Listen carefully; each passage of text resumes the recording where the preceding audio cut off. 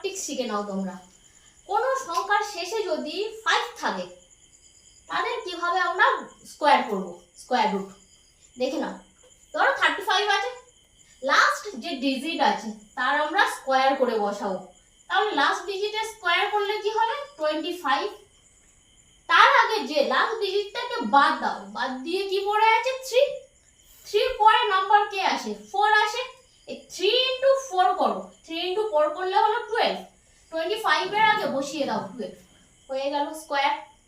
একদম ইজি ব্যাপার। যেমন 95 এর শেষ ডিজিট কে 5, 5টা স্কোয়ার করো, 5 এর স্কোয়ার করলে হয় 25। থাকে কে তাহলে 9, 9 এর পরের ডিজিট 10, 9 ইনটু 10 করলে কি হবে 90। বুঝতে পারলে সবাই? যেমন 155